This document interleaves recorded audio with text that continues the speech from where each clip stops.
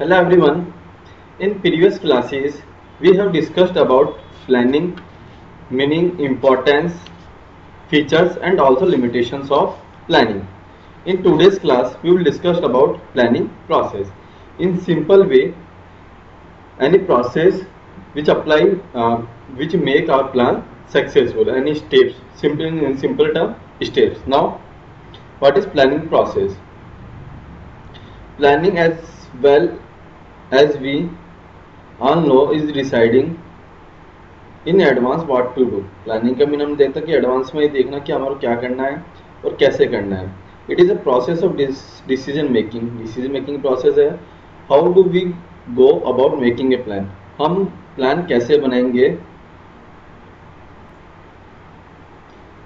Since planning is an activity there are certain logical step for every manager to follow. यहाँ पर हमारे कुछ logical steps हैं जिसको हर मैनेजर को फॉलो करना पड़ेगा प्लान को सक्सेसफुल करने के लिए। तो सीधे हम हमारे टॉपिक में आते हैं, हमारी उस स्टेप्स में आते हैं। फर्स्ट है सेटिंग ऑब्जेक्टिव। हम ऑलरेडी पढ़ चुके हैं सारी चीज़ें कि हमारा प्लान कैसे बनाना है, प्लानिंग कैसे करनी है। तो सबसे पहले हमारा क्या टारगेट रहेगा कि हमारे ऑब्जेक्टिव फिक्स हो, इन फ्यूचर हमारे को करना क्या है, हमारा टारगेट्स क्या है। The first and foremost step is setting objective. सबसे पहले हम क्या लेके चलेंगे, हमारे टारगेट्स, हमारा objective. Every organisation must have certain objective. सबके अपने अपने ऑब्जेक्टिव, जैसे किसी का प्रॉफिट है, किसी को मार्केट में स्टैंड करना है, सारे ऑब्जेक्टिव हम देख चुके हैं। ऑब्जेक्टिव में be set for the entire organisation, पूरे ऑर्गेनाइजेशन के लिए ऑब्जेक्टिव हो सकते हैं। एंड ईच डिपार्टमेंट, हर डिपार्टमेंट के लिए सेपरेट ऑब्जेक्टिव हो सकते हैं। Unit within the organisation, सबका अपना अपना ऑर्गेनाइजेशनल या फिर हमारे यूनिट के हिसाब से, डिपार्टमेंट के हिसाब से ऑब्जेक्टिव हो सकते हैं। Objective goals specify what the organisation want to achieve. Objective का मीनिंग क्या है कि हमारे को क्या करना है, क्या अचीव करना है, वही क्या है मेरा objective. It could mean an increase in sale. Example देखिए, अगर हमारे को इंक्रीज करनी है sale by 20%, which could be objective of the entire organisation. अगर हमने सेल टारगेट को 20% इंक्रीज करना है तो ये मेरा क्या है, तो एंटायर ऑर्गेनाइजेशन का क्या हो गया, टारगेट हो गया। यहाँ पर प्रोडक्शन वाले अपनी वर्किंग करेंगे, उनको प्रोडक्शन इंक्रीज करना है, सेल वाले तो करना ही करना है, फाइनेंस वालों अपनी वर्किंग करेंगे क्योंकि मनी की रिक्वायरमेंट है। तो इस टारगेट के अकॉर्डिंग बाकी लोग, सभी लोग वर्किंग करने वाले। तो यहाँ हमारा मोटिव क्या हो गया, या हमारा टारगेट क्या हो गया, ऑब्जेक्टिव क्या हो गया, हमारी सेल इंक्रीज करनी है। How all department would contribute to the organisation goal is the plan that it drop. सभी अपने अपने इसके अकॉर्डिंग काम करेंगे, जितने भी डिपार्टमेंट्स है। Objective should stated clearly for all department. ठीक है, वैसे तो सबके अपने अलग अलग होते हैं, लेकिन मैन जो ऑब्जेक्टिव उसके अकॉर्डिंग सब अपने अपने टारगेट्स या फिर जो भी प्लान्स है वो लेके चलेंगे। यूनिट्स एंड एम्प्लॉयज सब अपने अपने टारगेट लेके चलेंगे। They give direction to the department. यहाँ सीधे सीधे ऑल डिपार्टमेंट्स के लिए डायरेक्शन मिलेगा। Department unit then need to set there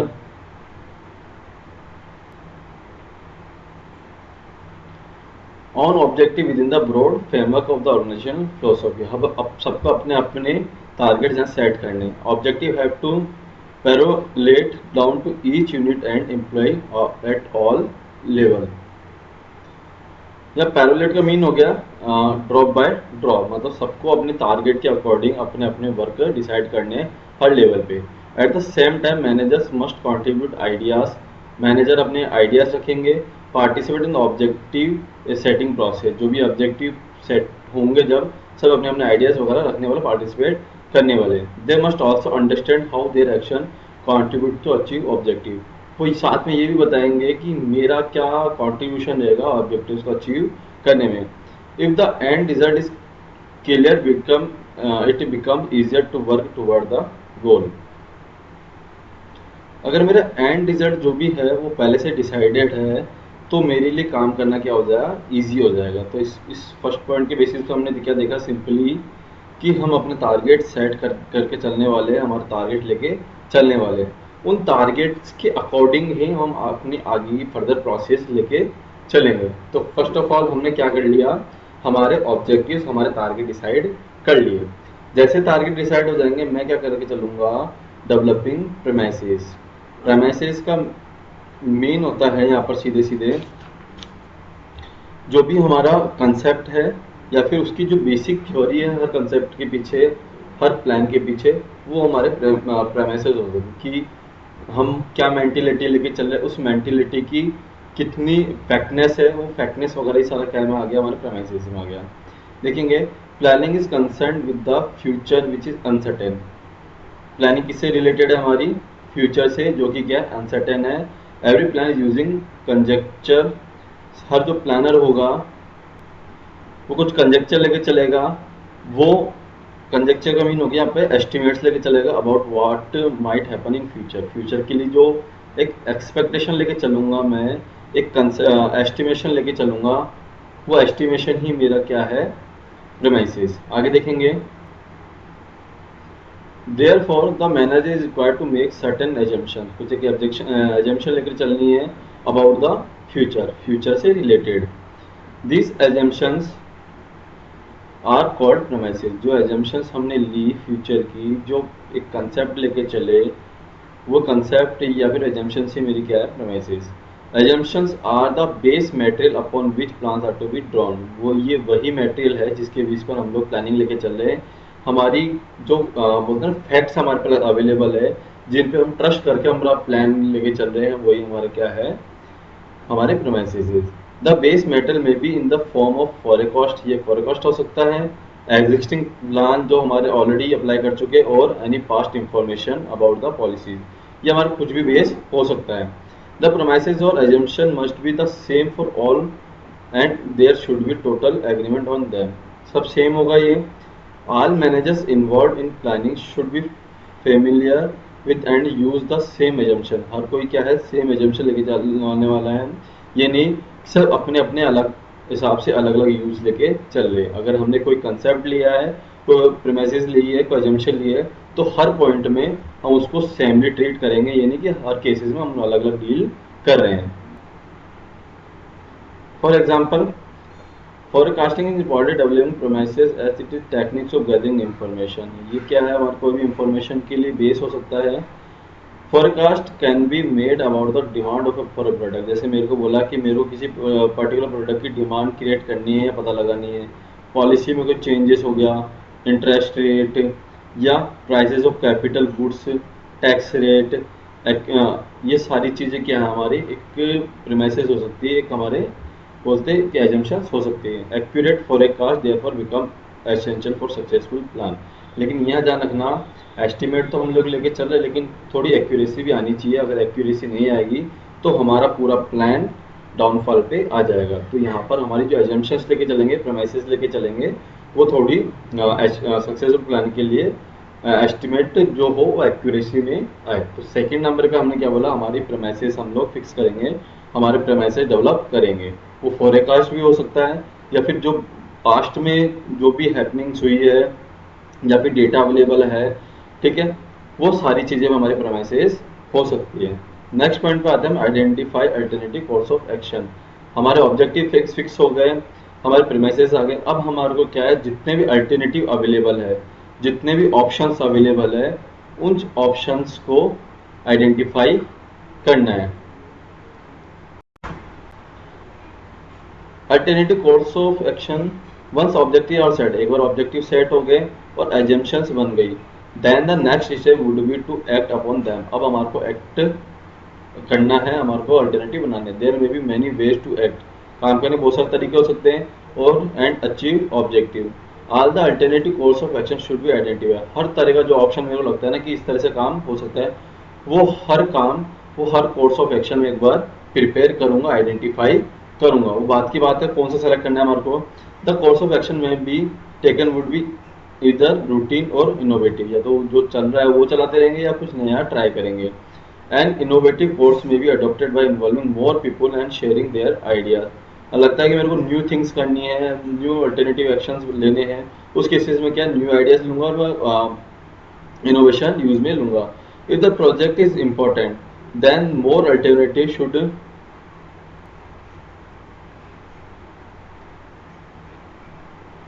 should be generated and thoroughly discussed among the members of the organization। अगर मैं बोलता ज़्यादा ही important प्रोजेक्ट है, उसके लिए जितने मेंबर्स है सबकी ओपिनियन की रिक्वायरमेंट है, तो उस केस में मैं सबको मीटिंग में या जहाँ भी मेरे को नीड है वहाँ को इन्वॉल्व करूँगा। इस तरह से मेरे को क्या है, अब अपने number alternative course of action जो भी अवेलेबल है वो सेलेक्ट करूँगा, alternative course of action identify करूँगा, उनको प्रिपेयर करूँगा। मेरे पास नंबर ऑफ ऑप्शंस आ गए कि मेरे को क्या क्या करना चाहिए, क्या क्या मैं करके चलने वाला हूँ। उसके बाद में जो नेक्स्ट स्टेप लेने वाला हूँ वो है evaluating alternative course of alternative courses. मैंने आइडेंटिफाई तो कर लिया, लेकिन वो मेरे लिए सूटेबल है ही नहीं है, वो सक्सेसफुल होगा नहीं होगा, ये सारी बातें मैं कहाँ देखूंगा, हमारे अल्टरनेटिव फोर्थ पॉइंट में सबको एवेल्युएट करूंगा with the pros and cons. सबके प्रोस एंड कॉन्स देखने हर अल्टरनेटिव के कि सब कहाँ बेनिफिट है कहाँ लॉस है। Each course will have many variable which have to be weighed against each other. सबके अलग अलग अगेंस्ट भी हो सकते हैं, फेवर में अगेंस्ट सब जगह हो सकते हैं। The positive negative aspect, positive negative aspect होंगे of each proportion need to evaluated in the light of objective to be achieved. हर एक किसी को मैं इजी वे में एवेल्युएट करूंगा और लाइटली एवेल्युएट करूंगा, डीपली एवेल्युएट करूंगा। इन फाइनेंशियल प्लान, अगर फाइनेंशियल प्लान्स की हम लोग बात करके चले तो for example the risk return trade off is very common. ठीक है, जो भी रिस्क फाइनेंशियल प्लान की जब बात करते हैं तो जो हमारे रिस्क और रिटर्न का कॉम्बिनेशन बैठता है वो कॉमन थिंग है। The more risky the investment the higher the return it is likely to give. जितना बड़ी रिस्क होगी उतना बड़ा रिटर्न भी हमारे को मिल रहा है, higher risk higher return. Tablet such proposal detail calculation of earning. अब हमने बोल दिया कि हमारे को ये एक रिस्क रिटर्न वगैरह देख के चलना ना, फाइनेंशियल हमारा डिसीजन है। लेकिन इस केसेस में भी हम क्या करेंगे, जो हमारे कंसेप्ट ध्यान रखना है, इवैल्यूएशन करना किस बेसिस पे होगा कि अर्निंग की कैलकुलेशन, अर्निंग पर शेयर कितना का अर्न करेंगे, इंटरेस्ट रेट क्या है, टैक्सेस क्या है, डिविडेंड कितना देना पड़ेगा, एंड डिसीजन टेकन। ये सारे डिसीजन वो हो गए जो हमारे प्रेमिसेस भी होते हैं, या फिर इनके पॉइंट्स, इन पॉइंट्स के बेसिस पर मैं अपना डिसीजन लेने वाला हूँ। Accurate forecast is in conditions of certainty uncertainty then become vital assumption for the this proposal alternative are evaluated in the light of their feasibility and consequences। जैसे हमारी conclusion जो रहेगी, feasibility रहेगी, उस अकॉर्डिंग मैं forecast करूंगा। In simple way जो भी मेरे अल्टरनेटिव अवेलेबल हुए थर्ड पॉइंट के through, alternative course of action आए, अब उनको हर एक पॉइंट को एवेल्युएट करूंगा, उसके प्रॉस एंड कॉन्स देखूंगा, क्या मेरे लिए फेवरेबल होगा क्या अनफेवरेबल होगा। जो मेरे प्रेमाइसिस रहती है, एजम्पशंस रहती है, उनके बेसिस पे उनको आइडेंटिफाई करने वाला हूँ कि ये मेरे लिए फेवरेबल होगा, ये अनफेवरेबल होगा, ये पॉइंट में हम सक्सेसफुल है, इस पॉइंट में अनसक्सेसफुल है। वो सारी बातें हम क्या में देखने वाले हैं हमारे इवैल्यूएशन में। इवैल्यूएशन के बाद नेक्स्ट पॉइंट हमारा आता है सेलेक्टिंग अल्टरनेटिव। सबसे पहले हमने ऑब्जेक्टिव फिक्स किए, ऑब्जेक्टिव बाद प्रेमाइसिस देखी, प्रेमाइसिस के बाद हमारे alternative course of action prepare किए, फिर उनको एवेल्युएट किया। अब एवेल्युएट करने के बाद क्या है, मेरे को जो बेस्ट सिलेक्शन लगता है उसको मैं अडॉप्ट करूंगा। हमारा जो बेस्ट अल्टरनेटिव हमारे को लगा उसको क्या मैं इम्प्लीमेंट करूंगा। This is the real point of decision making. ये रियल पॉइंट है हमारा। The best plan has to be adopted और इम्प्लीमेंटेड। जो भी बेस्ट लगा उनको हमने इम्प्लीमेंट किया, अडॉप्ट किया। The ideal plan of course would be the most feasible होना चाहिए, प्रॉफिटेबल होना चाहिए और नेगेटिव कॉन्सिक्वेंसेस कम से कम हो। ठीक है, यहाँ पर जरूरी नहीं कि उसकी नेगेटिविटी नहीं होगी, हो सकता है, लेकिन कम से कम नेगेटिविटी होनी चाहिए। मोस्ट प्लान्स में नॉट ऑलवेज भी सब्जेक्ट टू मैथमेटिकल एनालिसिस। जरूरी नहीं है हम मैथमेटिकल कैलकुलेशन लेके चलें, कुछ एक ऐसे में सब्जेक्टिव भी हम हो सकते हैं। एंड द मैनेजर्स एक्सपीरियंस, और मैनेजर का एक्सपीरियंस, जजमेंट। ठीक है, आगे at time studying playing an important part of selecting the most visual alternative. ठीक है, ये सारी चीजें वो ये भी हमारे लिए मैटर करें।